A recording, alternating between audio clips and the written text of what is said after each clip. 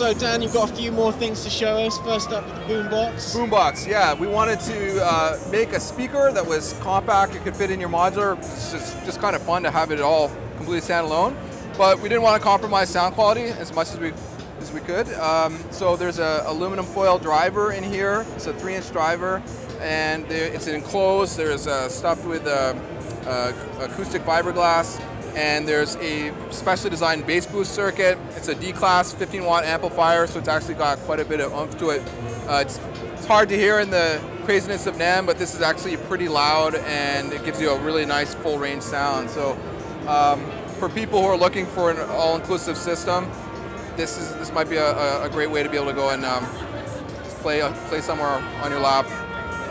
And I noticed you've got this one new rail as well. Yeah, so this is something we wanted to do for a while. We just couldn't escape the fact that there's a lot of things that are better when they're wide, and they could really augment a small case really nicely. And it doesn't have to be anything exotic, but your bread and butter utility modules that you would use all the time. So almost always you're going to need high quality audio in and out, MIDI, and attenuation or attenuversion and mixing. So this will do sort of all that stuff. And that's actually built into the case. Yeah, so you've got MIDI on this particular case, we designed it with jacks and everything on the back, so that this was kind of a performance system. You could just go somewhere, plug in, and you're not wasting panel space either with all these jacks that should be at the back, out of the way. So there's actually on this one a MIDI out, which is not currently connected to anything, but on future modules we'll have MIDI out capability too, so it's all ready to go. There's quite a few other 1U modules that you'll see spread out here. Some haven't made it to NAMM, but we've got a big list of things that we'd like to get through once they've been prototyped. Right now we just focus on the basics, like see over here, there's some mults, but we have a buffered version of this too. We have a USB power, so that you can plug in a USB light. I've actually disabled it for now, but just any standard light, or you could charge your iPhone or something like that. There is a single line out here, which you could use as a headphone jack too. And we have a matching line in module. And then in the future, you'll see a bunch of little sequencers, effects, touch controllers, stuff like that. Things that'll just make it a little bit more fun in a small box. So are these cases are new as well, so you've got this one. Let's look at this one. It's a little easier. So these have a special leg that will click into 2 positions. And when it's folded, you can see it's very compact how it recesses into the case. This case also has latching system at the side that you can put, so like I've got these shoulder straps that you could just lock in there. But you can also add, you've got these other accessories like this. You could take the second case and lock it on top here, and then you would have a 2-tiered case system. There's also connectors for going in like this to get cases going stacked vertically, and you can actually make a pretty nice, you just retract this leg and then extract the other one, and you've got a really long flat surface. It actually works pretty well for live performance.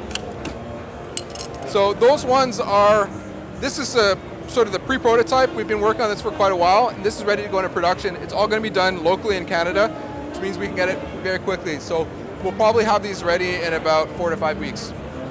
And the price for a full case with power is going to be in the $500 range. I'm trying to make them pretty affordable. And we also have these other cases that you can see around the booth that are extruded aluminum. The finish is very similar to a MacBook. It's sandblasted and anodized. When you have things that are powder coated, they have a tendency to flake, or they can get damaged easily. This stuff is really, really durable. These are built like a tank. The profile is very specially designed to accept M3 nuts that you can put into here, and then those slide around and you can attach other accessories, handles, platforms. You could make a mic stand attachment. There's many possibilities. We also looked at different ways that you could make something so you could attach multiple cases together to make a curved system. On the bottom is rubber that's extruded too, and that fits into the groove. If you undo this side plate, you can put the rubber down the other side, and then you'd be able to stand the case up vertically. And because of the depth, it will stand nicely. Some people have been making cases that are really shallow, but that unfortunately really limits you on what you can do in terms of power distribution. And there's a lot of modules that really need the extra space and just the room for being able to route your cables and everything else. So we feel this is a really nice balance of size. Both of these are the same. They're about 90 millimeters deep, 80 to 90 millimeters deep, and it fits pretty much everything in our line. Just before NAMM, like in December, we announced our Polaris module, which is a multi-mode filter. There's actually 27 different filter types. So you've got your fixed low-pass, bandpass, and high-pass outputs, but on this multi-out, you can choose between banks of filter type, low-pass, bandpass, high-pass, notch, and all-pass. And then within each one of those, there's different types that you can choose from. It gives you a pretty nice palette of filter responses. In this last one here, there's a all-pass mode with inverted drive mix blended in that gives phaser type sounds, and you could go up to a 4-pole phaser. And the multi-out also has a special asymmetrical distortion circuit that it's pretty aggressive distortion, but once you have resonance up, which is making a sine wave, and you blend that with your signal, you distort it, you can get a really, really interesting range of tones. We wanted to make this a small, compact filter that would be good for again, for a performance system, thinking about musical control ranges, knobs well spaced so that everything's out of the way so you can really play it. Back over on this one, we have a alternate version to the Dixie. Again, this was thinking of just things that would be nice to have, but that doesn't necessarily replace the Dixie. So for a lot of musicians, it's easier for them to work with octave switches. So you can tune your oscillator and a nice big knob to do it with the fine control, and then you pick the octave that you want to work on. And each one, there's a range of plus or minus 7 semitones on top of that. We have 2 types of sync circuits. This is a hard sync, but it syncs to 0. A lot of hard sync circuits sync to the negative 5 volts. We want it to 0 because you can use this for making kick drums. It does this, and so it's pretty easy to patch up with a VCA and an envelope, and then you can modulate the pitch. You get a really, really nice sound kick, actually. There's also a sub out, and which is just an octave down square wave. And then flip sync, which is our triangle sync. And it's a little different from the Dixie because it only flips the top half, not the bottom half. And then we also wanted to add the dedicated control so that we didn't need any external attenuators to play with any of this. And then the last new one is over here, actually. You can see on this, this is an example of a smaller system. These cases, by the way, come in 84, 104, and 42 HP sizes.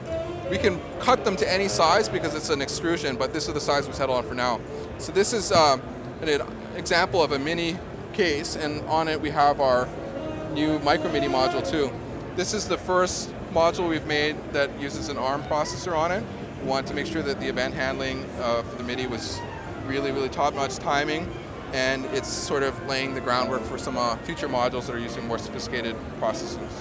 And it does everything you can need for controlling a mono voice with no hassle, very easy to understand and use, and excellent DAC on it. Like the pitch tracking is pretty accurate.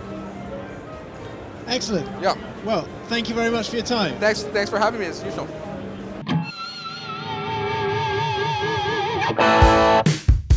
Award-winning customer service. Fast, free shipping on most orders. Own the gear of your dreams today.